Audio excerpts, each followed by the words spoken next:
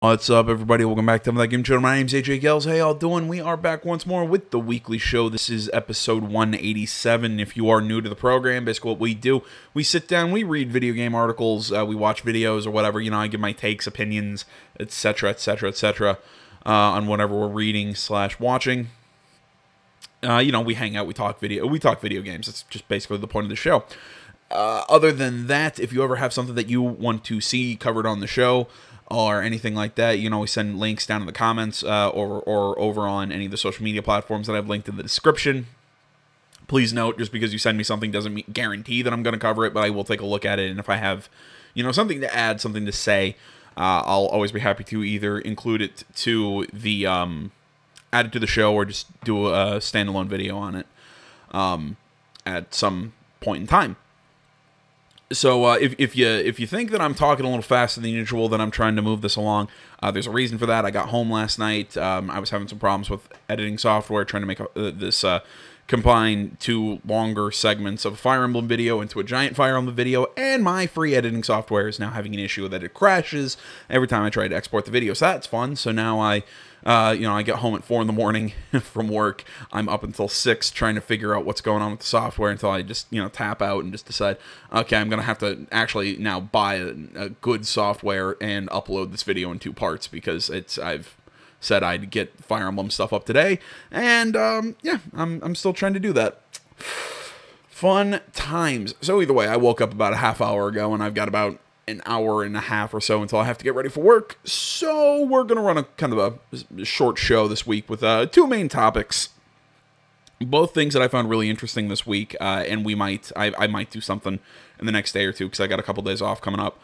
So I might cover some of the trailers and some of the other interesting stuff that I saw that's just, you know, little short segments. But the 2 main things we wanted to talk about, and that is the coronavirus has actually caused cancellation of GDC 2020. We already knew that PAX East had seen a few.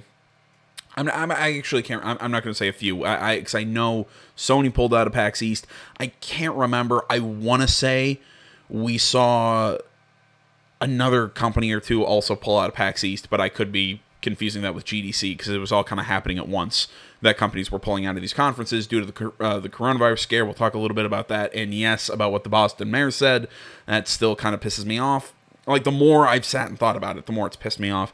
And other than that, as the title of this video says, Xbox One, or the Xbox Series X, has officially announced some of its actual specifications. Nothing that we really didn't know, but still just some stuff to talk about. And, you know, either way, let's actually hop into this first article. I said I'm going to try and move this along, and I start rambling. It's just kind of my MO here. First article on Engadget by Richard Lawler. GDC 2020 is officially canceled due to coronavirus. After one big name participant after another, Facebook, Sony, Microsoft, Amazon announced it would not send people to the show over concerns about the spread of the virus. GDC 2020 organizers have announced the event is off. I think EA was also talking about how it might not show up. I think there was also another company or 2 who said that they weren't going to go either. All that. From what I have read, though, some people were actually afraid that E3 was going to get affected. As far as I know, the planning stages of E3 and everything's going along according to plan as far as E3 goes.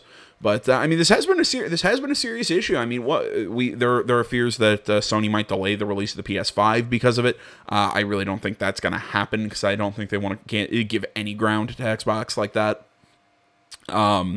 There's been talks that the PS5's price might actually increase because of difficulties getting parts.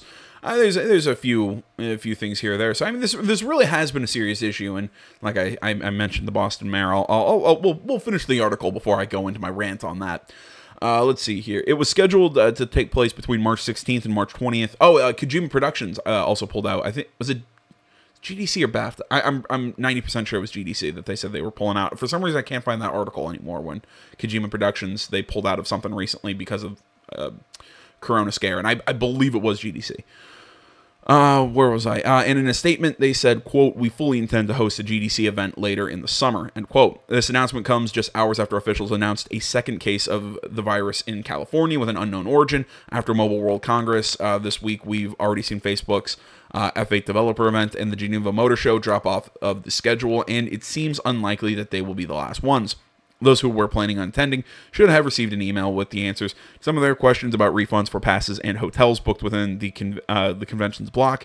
Right now, the plan is for many of the presentations, that would have been given to be submitted via video and made available for free viewing online. The Independent Games Festival and Game Developers Choice Awards, as well as some of those talks, will stream on Twitch during the week the event would have taken place. In an effort to support, indie developers who may have been impacted financially, the IGDA has teamed up with GameDev.world on a fundraiser that will include quote, "a pay what you want games bundle, a public game jam, and free online live talks and Q&A translated in the world's largest languages," end quote.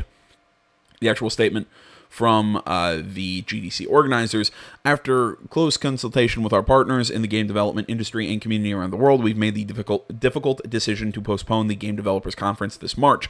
Having spent the past year preparing for the show with our advisory board, speakers, exhibitors, and event partners, we're genuinely upset and disappointed not to be able to host you at this time. We want to thank all our customers and partners for their support, open discussion, and encouragement. As everyone has been reminding us, great things happen when the community comes together and connects at GDC. For this reason, we fully intend to host a GDC event later in the summer. We will be working with our partners to finalize the details, and we'll share more information about our plans in the coming weeks. For more information, please visit our frequently asked questions page," end quote.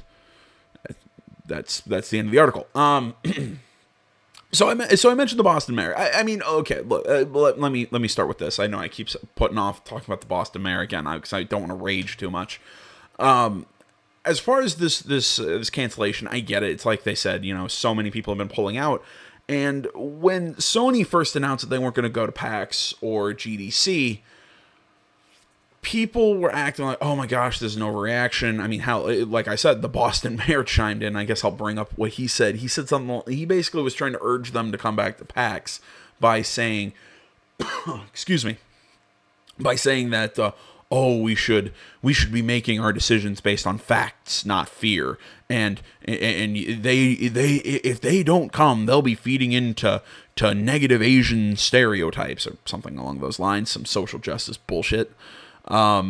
Which really kind of made me laugh, seeing as what happened days after.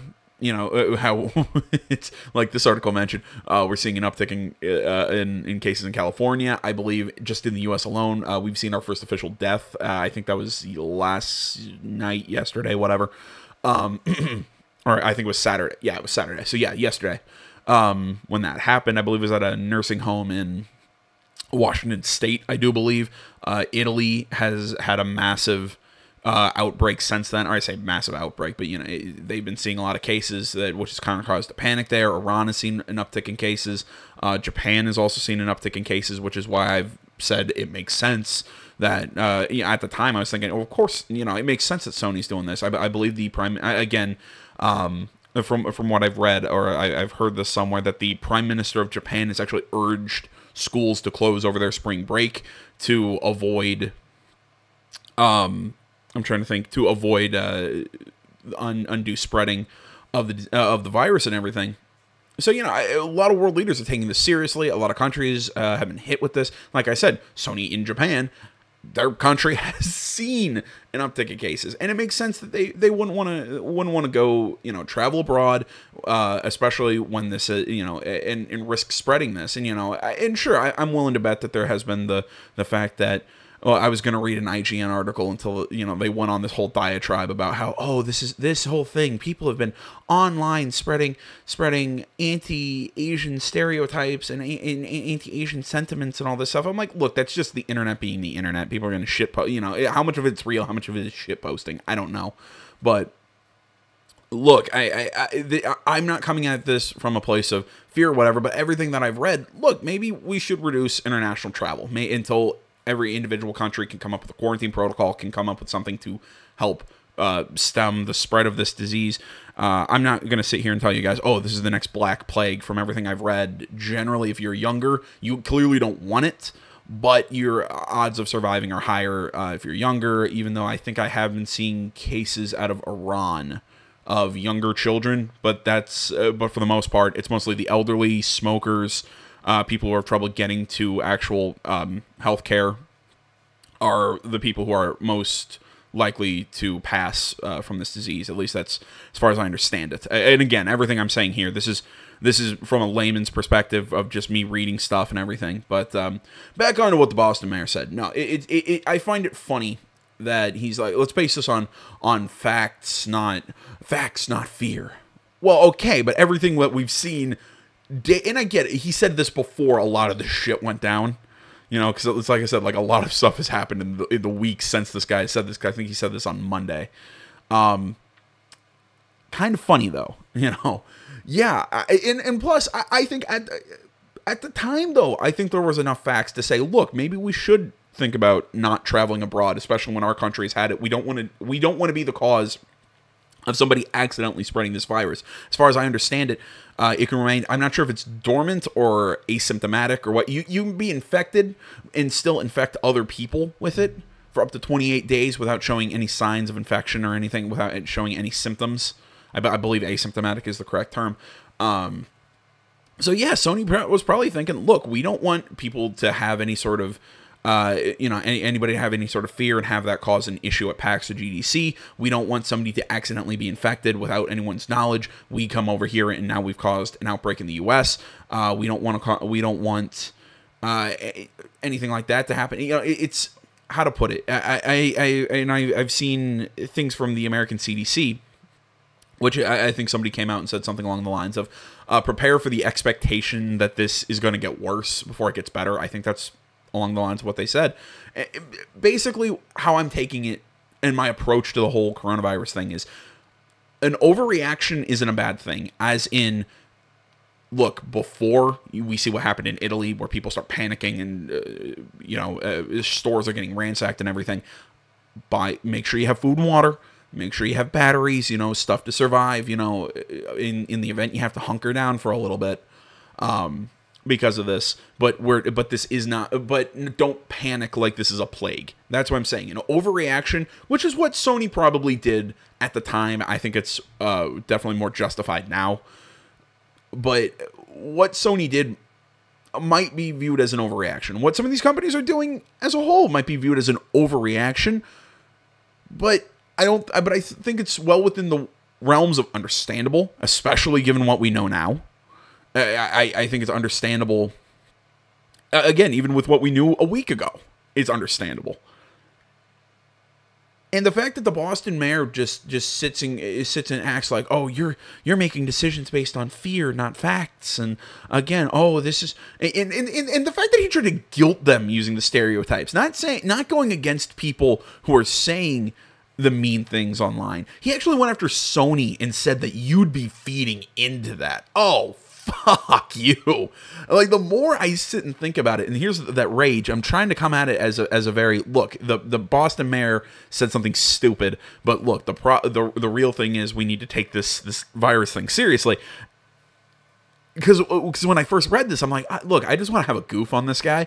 And then the more I thought about it, the more pissed off it made me. Because it's not just him.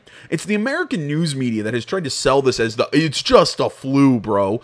Like, no, you really don't want this. It messes with the rest. I believe it attacks the respiratory system and everything. It's why smokers are at a very high risk of passing away for it. Similarly with the elderly. I mean, even if you're younger and your chances of dying are lower, you still don't want it. It's still not going to be a good thing to get. It's highly infectious. It's a fucking problem right now. And again, I'm not trying to go, oh, we should be mad at China. We should be doing this or that. I mean, I have some questions about what's going on in China and everything like that. But it's not about the Chinese people. It's about the Chinese government. I have some real questions about, are the numbers that we're seeing from them correct? Are they fudged? Are they again, to me, again, I won't get into it because that's streaming into the realm of politics. Basically, what I'm saying is my questions, like I said, I'm gonna reiterate this, are about the Chinese government, not the people. The people, I have no problem with the people.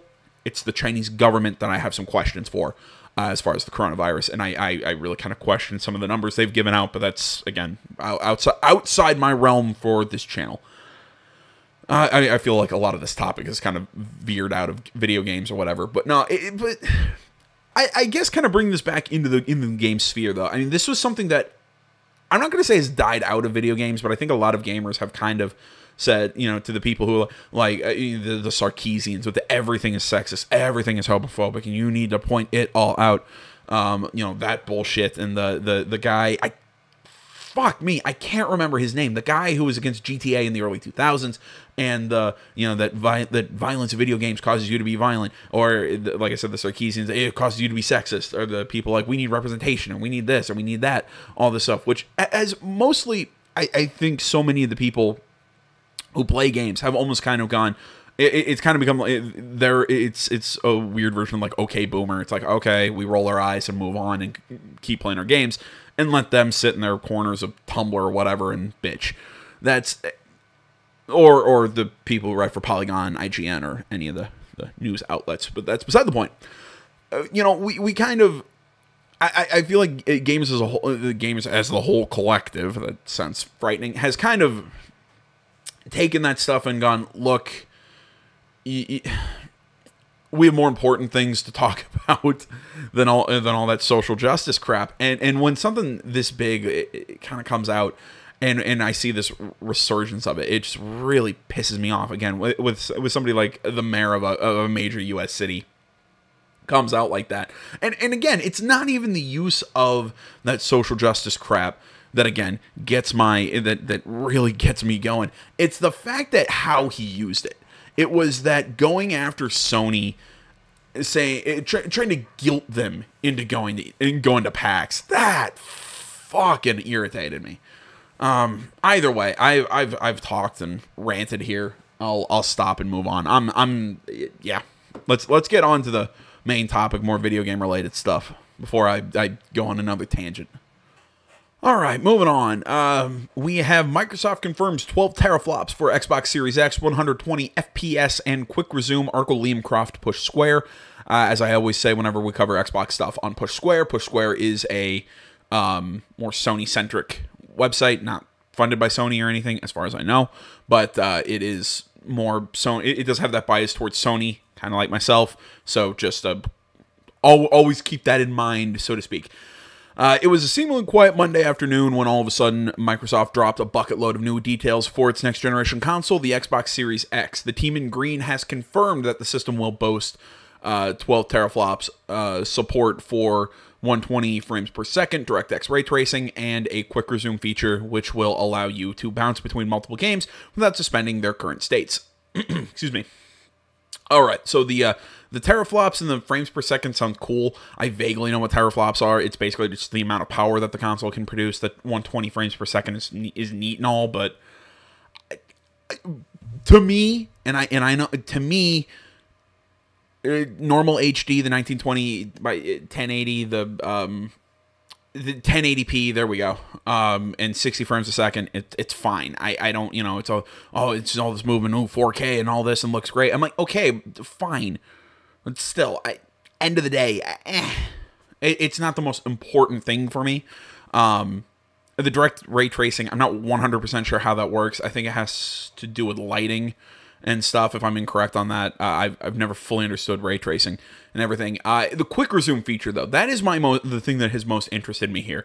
And that is because my biggest problem with my Xbox, or my Xbox One, is the fact that how much of a bitch it is to navigate all the menus. Then every time I turn the thing off, I got to go through the main menu, into the game, through the game menu, and then back to where I was. With my PlayStation, generally, I can just turn it on, boom, I'm back to where I left off. I like that feature in my PlayStation, so I like seeing Xbox kind of pull that up, you know, kind of come back with, or I like to see them add that feature. There we go. There's how that sentence works. Let's see here. The number of teraflops the machine will be packing is the biggest talking point here, doubling that of the Xbox One X and nearly triple that of the PS4 Pro. It represents a sizable step forward for the next set of consoles, with the PlayStation 5 expected to land in or around the same area specs-wise. It appears that a major power difference between the two companies is a thing of the past, leaving leaving them to fight over the likes of price and game lineups. Okay, as far as the PlayStation 5 ending up around where the Xbox One X is going to be that teraflop number. I've not seen that. I've been seeing like that Sony's was going to end up being around 8 or 9. So I think the Series X is still going to have the significant power advantage from everything I've seen. But again, we don't know anything specific on the PS5 just yet. As far as what that means for everything, I still don't think it really means much. I mean, look, yeah, Xbox One X outsold PS4 Pro. Personally, I don't think that has anything really to do with the fact that the Xbox One X was more powerful than the PlayStation 4 Pro. I think it has a lot to do with the way that Sony marketed the PS4 Pro. I think it had some, because I mean, Sony was also coming out with the smaller, the new PS5 Slim, or PS4 Slim, whatever that one was. I can't remember the exact subtitle of it. It was PS4 something. But, you know, they were coming out with the smaller PS4 at the same time for that lower price point. You know, they came out with the PS4 Pro. I think they had an issue when they announced the PS4 Pro, the fact that they brought out Mark Cerny. And again, I always say I'm not trying to throw shade at Mark Cerny. I've got no issue with the guy. I think he's a genius, but he is extremely dry, and he's such a tech guy. It's really hard for layman people like myself to fully understand what he's talking about when he talks about it. Because I watched that PS4, we watched that PS4 Pro presentation on the channel, and it's kind of hard to sit through because there's not a lot of flash and pizzazz and everything. And again, it's not anything against Cerny. It's just when you're trying to market a console or something, I think that was an issue. So I think the fact that the Xbox One X outsold the Pro isn't necessarily due to the power. I think it's marketing issues. But when you look at the generation as a whole, again, I don't think the power is going to help Xbox as much as people like Ryan McCaffrey and Xbox people think. And again, I'm not trying to throw shade at them either. I have no problem with them. I respect them as sources of Xbox news. The problem is, I really think that they are overestimating what the Xbox is going to do. I really think that. I mean, I put this out on Twitter when this stuff dropped. I'm like, about the only two features that I find interesting are the quick resume and the fact that it looks like almost everything is going to be backwards compatible. I mean, there's some questions on exactly how that's going to work. If it's going to be all digital, or if there's a question of whether or not all disc games are going to work. It seems like it's mostly going to work with digital. I'm not 100% sure how it's going to work. I'm going to have to see more details on exactly how the backwards compatible is going to work. It sounds a little too good to be true that they're saying, oh, everything is backwards compatible from your 360 and original Xbox all the way up to the you know, your Xbox One stuff. Sounds a little too good to be true. And like I said, I've seen some articles that say that might, by saying everything's available, it might be technically true, but is not actually correct. It's a whole thing. I have to look into that a little bit more. But I put this on. I'm sorry, I kind of got off track there. I put this out on Twitter, and that I really think everybody's so focused on this power and everything, and everybody's so focused on all this. And again, it's what I've always been saying. I don't think Xbox has the game lineup. I don't think that they have the marketing. I don't think that they had the success of this generation to really push them ahead. If Sony can undercut them on price, I think Sony's just already won the generation. Because again, Sony had such an install base this generation. Sony's already talking about I'm trying to think backwards compatibility with the PlayStation, with all PlayStation 4 games. They're talking, you know, we're going to be seeing the continuation of games like Horizon Zero Dawn, the next God of War. I'm blanking on other titles. Spider-Man. There are other games, you know, that we're going to see. You know, they just bought Insomniac. They're making moves to really push more. I'm stuttering here, and for some reason I'm trying to pull words out of my head, and I'm drawing a blank. I think they're making moves to really set up them as the powerhouse for games. Maybe not the powerful console, but just the sheer amount of games that they're going to have. I mean, again, I keep saying this. Look at all the franchises that they have sitting in the wings. No, I wouldn't consider dead franchises. I think that there's still enough people who would love another Sly Cooper game. I think a lot of people would like another Jack game. I think people would like... I mean, Uncharted, I think Naughty Dog's come out and said that, yeah, it's not out of the question that we bring Uncharted back in some way. I'm all for another Uncharted game, be it a prequel or something kind of in the same way that that PS Vita Uncharted game, which one I cannot remember the title of. But, you know, that PS Vita Uncharted game, yeah, I could see a prequel, even though it would be sad that Elena's not in that game because she's my favorite character. But, you know, I mean, hell, there's even the idea that you can continue on with Nate's kid or something. You know, there's tons of stuff that we could do that they could do with the Uncharted franchise. Infamous isn't a dead franchise. It's just we haven't seen anything. Like I said, with picking up Insomniac, you know, we can maybe see Resistance come back. We could see a lot of stuff. You know, maybe they could try and make Killzone, make that thing relevant again. I think Sony has the teams, has the studios, has the development teams. I think they have the marketing teams. I think that they might lose in power, but I think they win on almost every other aspect of this. I keep saying it. Everybody's like, oh, Xbox is doing this, Xbox is doing this. Look, I think Sony's got an issue right now with the fact that they're not announcing anything. I'm really wondering why the hell they're not doing this, but I think, again, they're taking that, we're going to hold back. Look, we've already got the edge. Let's do this right. And I'm really hoping that's what's going on. Again, I have a slight bias towards PlayStation, so maybe that's what's going on here. But I really do think PlayStation has the edge on almost every metric about this. I think Xbox only has the power advantage. I really, really think that. I mean, granted, a lot of this is going to be let's wait and see. We're going to have to see what happens when the dust settles after everything has launched and come out. But I still think Sony has the advantage. And I'm going to need something big to change my mind on that. I really will. Sorry, let's move on. Sorry about that rant. Elsewhere, Phil Spencer has confirmed that the Series X will be backwards compatible with Xbox One, Xbox 360, and original Xbox titles. This essentially means that that current Xbox players will be able to bring their entire libraries into the next generation. Again, I've seen questions of whether for people like me who own their libraries on disc, whether or not that'll work, or if it's only with first-party titles or something. But again, I have questions about that. At the time of writing, Sony has only confirmed that PS4 games will be playable on PlayStation 5, although numerous rumors suggest that support for PlayStation 3, PS2, PS1 games is on the way. Yeah, I mean, I